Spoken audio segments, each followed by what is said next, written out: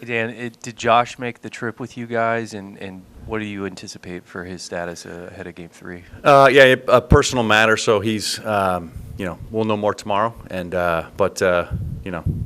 just looking forward to getting started up here tomorrow. Dan, is the roster move just simple as like bringing Ben in if you have to make that move, or how do you do that? Yeah, we'll, we'll cross that bridge as we get there. I think we've got a plan in place, and we'll just be ready when it happens. Do the matchups of who you're facing play all in it, like the starters you might be facing, or is it just... That's obviously part of it, but again, we'll, as we look at it and as we, with all this stuff, we kind of assess it day to day and how it's all shaping out, and we'll be in good shape one way or the other. Any finalized plans on Game 4 starter at this point? Or? Again, just looking at it as we go, and right now, kind of focus is tomorrow and Logan in Game 3, and looking forward to continuing a little bit of the momentum that we had coming out of Game 2. Logan has a postseason start under his belt too. He's been the workhorse for this team in the past. You know what you can expect from him and the consistency. Just what are you looking forward to tomorrow with him? Yeah, I think as we've talked about all along in this series and throughout the the postseason, just that experience can go a long way, and having one of those under his belt again, will help him as he gets out there, and it's mostly about using the energy that you feel and using it in the right direction, and he has pitched some big games for us down the stretch here, and his first opportunity to get out there for us tomorrow, and I think he's ready and raring to go, and I'm excited to have him out there. Dan, his strikeout rate among starters is probably one of the highest in baseball, but he's also kind of lamented that he is not getting deeper into games. What do you think is kind of killing his efficiency? He gets a ton of foul balls, but I mean, is it just a few misses here and there that leads to the longer counts? What are you seeing? Yeah, I think he's when he is on, obviously he has that swing and miss stuff, and occasionally especially with his secondaries and his heater as well. He does just get a lot of either weak contact or just a weak foul ball, or just being able to get a little bit of contact and nothing that they can really do with it. So he does get some foul balls. He does get in a few deeper counts. But all in all, I think having that strikeout ability, especially in the postseason, is really a plus for you.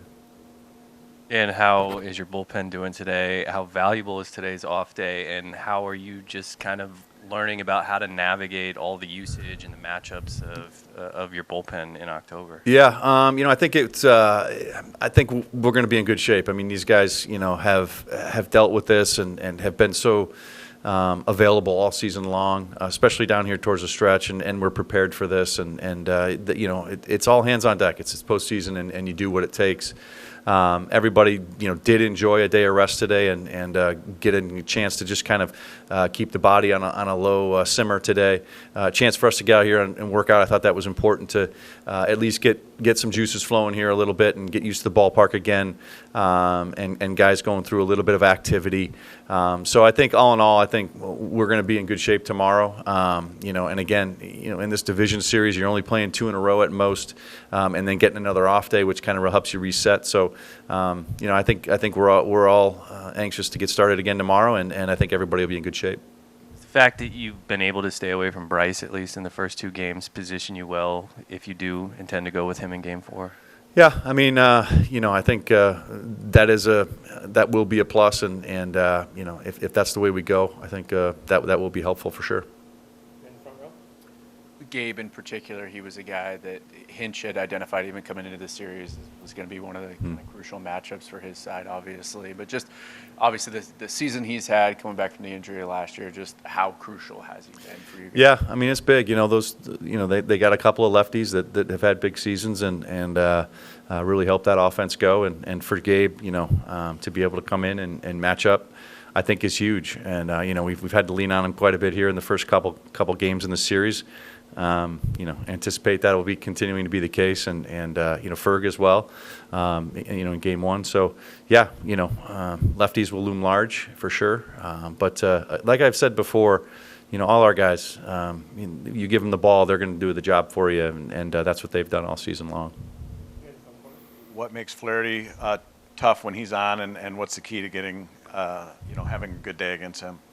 Pardon me? Flaherty? Oh, I think he's offensively, I think we'll be in good shape. This is a guy, that what we do as an offense, putting pitches on hitters, trying to grind out at bat or pitchers and grind out at bats, important. And we were able to do it yesterday against one of the tougher ones, and now we got a chance to do it again, and that's what our offense is geared to do, and that's the approach we'll continue to take. And they were talking a lot about it on the broadcast. Obviously, AJ talks a lot about catching and just talks a lot in general. But they mentioned about Cal not having a pass ball this season. The block he made after Vargas had the wild pitch, but Vargas threw a 100-mile-per-hour sinker that bounced, and he reached all the way across his body, all the way. Like, how difficult is that? Like, people see somebody make that play, and he makes it a lot. And he blamed himself for the other one, but how difficult is that play? It's immensely difficult. I mean, I don't even know that I can relate. I didn't have anybody that threw 100 miles an hour or even getting the pitches in the mid-90s that are in the dirt. You just don't see that very often. And when I was playing, and now it's pretty commonplace, it's immensely difficult. And I think the job that Cal has done behind the plate, encompassing all areas of catching, throwing, blocking, certainly calling a game. He's the league's best, and his ability to keep balls in front of him, keep runners where they're at, is huge, and to be able to do that consistently as he does. I point to the night he broke Mickey Mantle's record, took one in the neck, the half inning before, and then was able to kind of bounce right back and hit a homer his next at bat. So that's the kind of player Cal is, and that's what he's done for us all season long. And it's not easy. It's not an easy thing to do, but he does it time and time again. More questions? Yeah, one quick one. On Josh, this, just for clarification, this is related to the baby coming. Possibly. Yeah, I mean it's kind of a personal day for him, so he'll be back, and we're looking forward to it. Logan, how you doing? Good. How you doing? Good. Just you've been able to watch obviously the last 2 days, electric atmosphere there in Seattle. What's your anticipation level? What are you looking forward to here tomorrow night? Yeah, it's gonna be really fun. The last couple of days, especially getting to see that in Seattle and knowing the fans have been waiting for that and going crazy. And both games super exciting too. So there's been a lot of momentum both ways, but happy we won the last one and expecting a fun time tomorrow.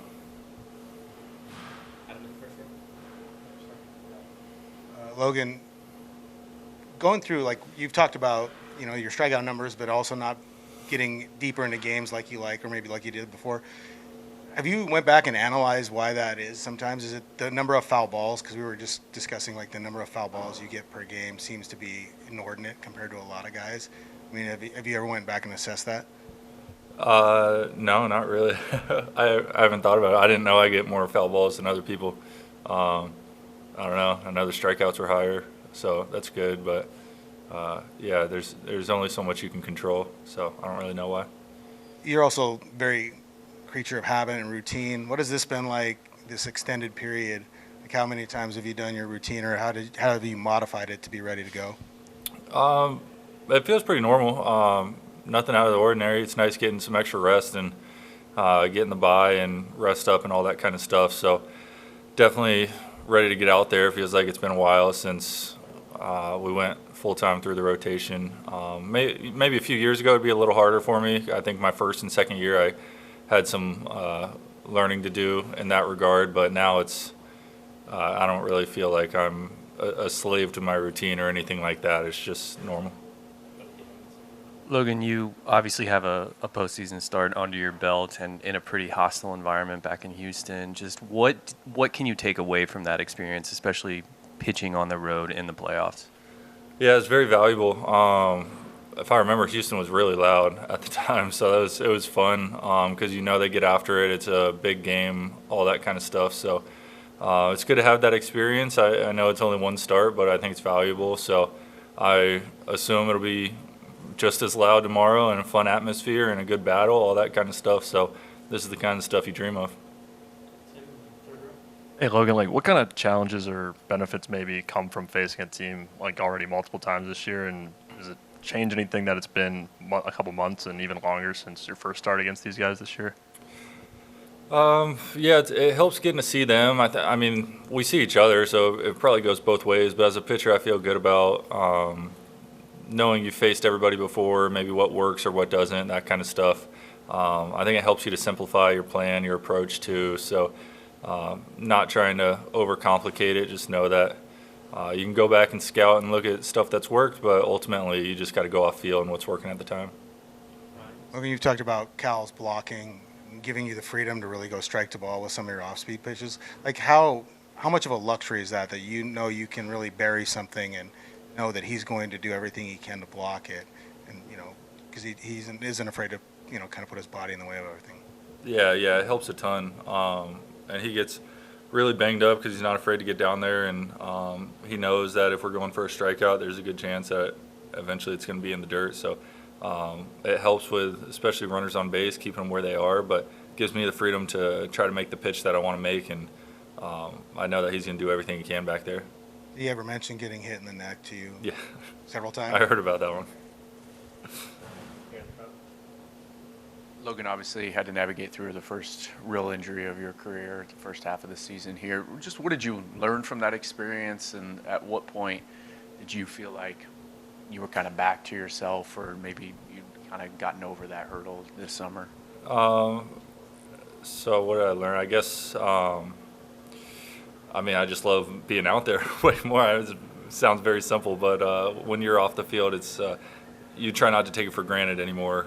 When you are healthy, whatever's going on, good or bad, just being able to play, and especially being in the postseason now, having big starts, stuff like that. So, come a long way since May, and missing some time there, but just very thankful for my health. God's blessed me so much, and this team to be able to be here right now. What was the second part there?